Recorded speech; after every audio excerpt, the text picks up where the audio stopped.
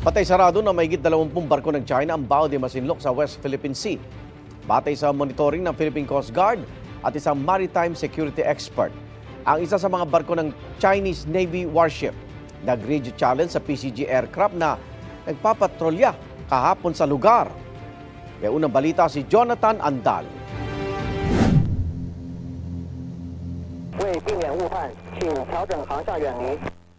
Continuous challenge sila. Hindi lang galing sa China Coast Guard ang natanggap naming radio challenge, kundi galing na sa mismong barkong pandigma ng China habang papalapit kami sa Scarborough Shoal.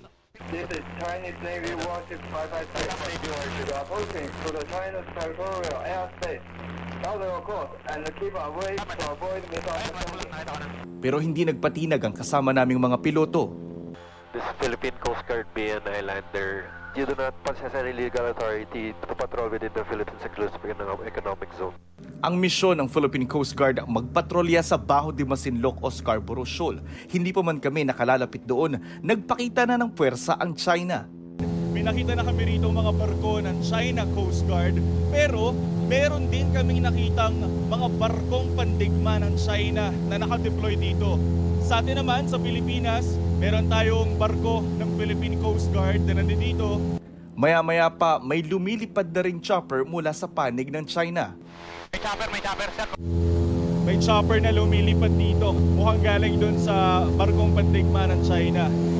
Ang mga tagpong ito nangyari 100 nautical miles o 180 kilometers mula sa coastline ng Iba, Zambales. 50 nautical miles pa ang layo bago marating ang Baho de Masinloc. Kaya nagtataka ang aming mga piloto. Anong mayroon sa Baho de Masinloc at malayo palang gwardyado na ito ng husto ng China? Para malaman, lumipad kami sa bukana ng Masinloc. Wala naman kaming nakitang kakaibang aktibidad, pero may isang Chinese maritime militia vessel ang nakapwesto sa bukana.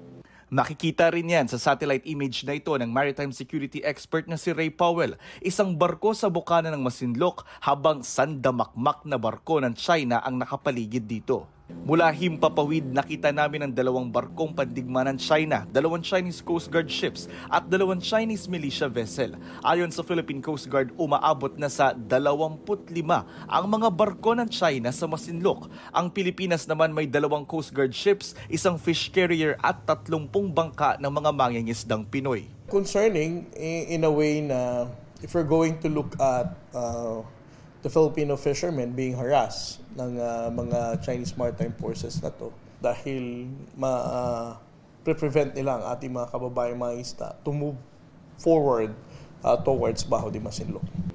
Yan ang unang balita sa West Philippine Sea. Jonathan Andal para sa GMA Integrated News.